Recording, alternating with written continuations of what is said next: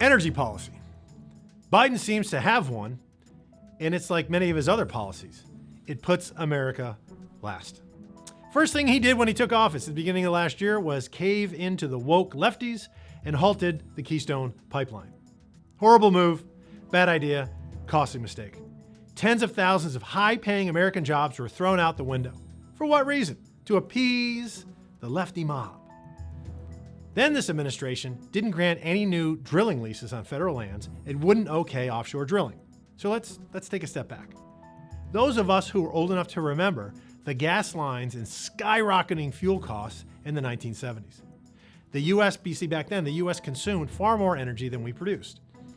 It was a dream of our country to one day achieve energy independence.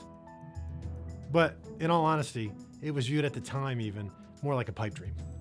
And then years rolled on, but technology improved, and American ingenuity kicked in, and through better drilling techniques and processes, namely fracking, and other advancements, the U.S. energy market began to boom. More oil and natural gas deposits were discovered, and then when we found ourselves, suddenly, we were like, wait, we never thought we'd be here. The United States of America is energy independent, and we began to export energy. Prices, what happened? Prices went down, and the economy boomed. It was a dream come true. Until the guy from Delaware, the forgetful one, until Joe Biden came into office and fumbled the ball. While he killed the Keystone Pipeline, he green-lighted Russia's Nord Stream 2 pipeline to Europe, removing any and all U.S. objections to its completion, putting again America last. Even behind the desires of the Russians? Of Putin? What happened inside of a year? Because that's how long Biden's been in office. Prices have exploded, and Biden was seen on the world stage groveling to OPEC to increase oil production.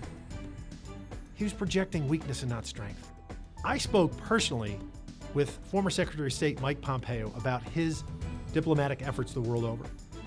And I found it fascinating when he shared with me that there were additional diplomatic benefits to our energy success under the Trump administration. The advantages of having energy to sell and being an exporter helped him in his negotiations with other nation states, both friend and foe. It provided him with room to maneuver and gave him extra chips, as it were, on the table to gain concessions and to cut a better deal for the United States and our interests. So not only did it help us domestically with our economy, but it also, to have a thriving energy sector, it also aided our interests internationally as well. And the last thing I'll say here on energy, directed more toward those hard leftist types like Omar, Ocasio-Cortez, and their squad of Marxists. What they don't understand is having the United States produce energy is good and safer for the environment. It's safer for everybody on this planet. Now, why? Because we have the best trained labor, the latest and finest equipment. Our expertise is second to none because it's developed over 100 years. And our companies and their people know what the hell they're doing. We have an independent judiciary. We're a rule of law nation. We have a strong environmental lobby, and it's better for our planet to have energy extracted by us.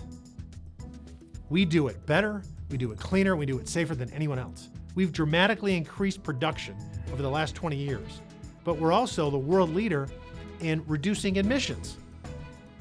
Can Iran, Russia, China, Venezuela, can they claim any of this? Of course not. If you want to keep the planet safe and clean, then the United States should, and say it with me, drill, baby, drill.